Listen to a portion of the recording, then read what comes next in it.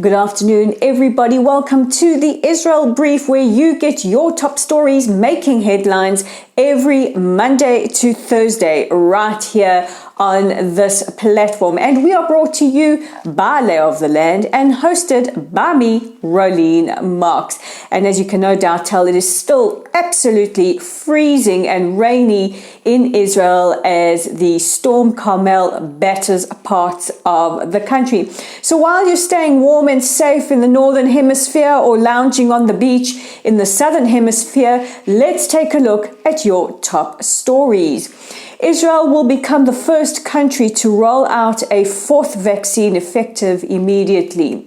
Israel's COVID cabinet and our government have approved, at the advice of the health ministry, administering a fourth vaccine to people over 60, people who are immunocompromised, and healthcare workers.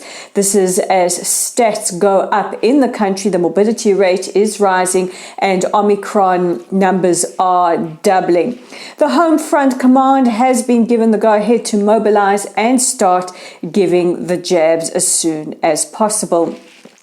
Last night, further restrictions were discussed by the government and the coronavirus cabinet and will be imposed passing a Knesset vote. It was also reported earlier today that Israel had its first death as a result of the Omicron variant, but the health ministry corrected and said it was actually Delta variant on further inspection. And we know that so many of you are very, very disappointed that you can't come to Israel at the moment because there is a travel ban in place and that the skies are closed to non-Israeli citizens and residents. However, grandparents of citizens who live here are being given permission to attend family events, and one of these events is the birth of a grandchild. The exceptions committee says they are absolutely overwhelmed with the amount of requests, but just wanted people to know that grandparents from red countries are eligible to come pending special permission. In a historical statement yesterday to the economic paper The Globes, Ra'am chairperson Mansour Abbas said that Israel is a Jewish state and will remain so.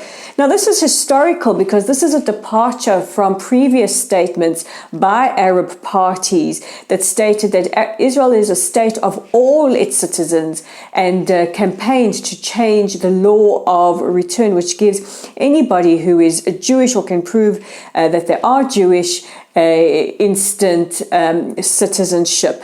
And this is really a departure from past rhetoric with regards to how Arabs view the Jewish state. And we cannot forget that the Ra'am party is part of Israel's very broad-based coalition and is there really to promote improving the status of Arab communities across the country. In this year's budget allocation, or rather next year's budget allocation, it was approved just last month, there will be a significant increase in the budget allocated to Arab communities to fight crime, but also to improve and boost infrastructure. Defense Minister Benny Gantz has met today with the National Security Advisor to the White House, Jake Sullivan, who is in Israel. And of course, they discussed the top item on the agenda, which is how to prevent a nuclear Iran. They also discussed the importance of strengthening the Palestinian Authority. Later on today, Sullivan will meet with Prime Minister Bennett, where they will discuss a comprehensive strategy on how to deal with Iran. Meanwhile, last night, Israel's Channel 13 reported that our Prime Minister Naftali Bennett had requested a phone call with US President Joe Biden, but had been ignored. Some officials say that this is largely due to the president's frustration over continued settlement construction. However, the Prime Minister's office downplayed this, saying no formal request had been made.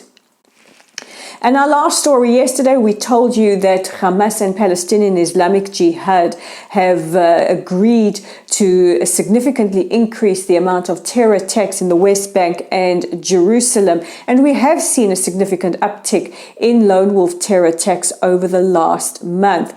Well, last night, an attempted car ramming went awfully wrong for the terrorists when they attempted to ram into soldiers at a checkpoint. The terrorist was neutralized and during the process managed to crash his car into a stationary army jeep. The two vehicles were then set on fire. So those are your top stories making headlines today in the freezing cold Holy Land. But don't forget that you can check out some of your favorite articles that have been featured on our Lay of the Land website throughout the year. We will be back the second week of January. You can find us at www.layoftheland.online. We're also on Facebook. Please join our community there by liking or following us at Lottle's site. And also don't forget to share our content. If you prefer to watch us on YouTube, we've got you covered. Our channel is called The Israel Brief, and we would love it if you hit that subscribe button, like us, share our content, and don't forget, if you want to share any comments, we'd love to hear from you as well. And we're on Twitter. You can find us at Lay of the Land 5. That's at Lay of the Land with the digit 5. So with the Wednesday edition of the Israel Brief, I'm Rolene Marks with your top stories, and you and I will catch up with them again round about this time tomorrow.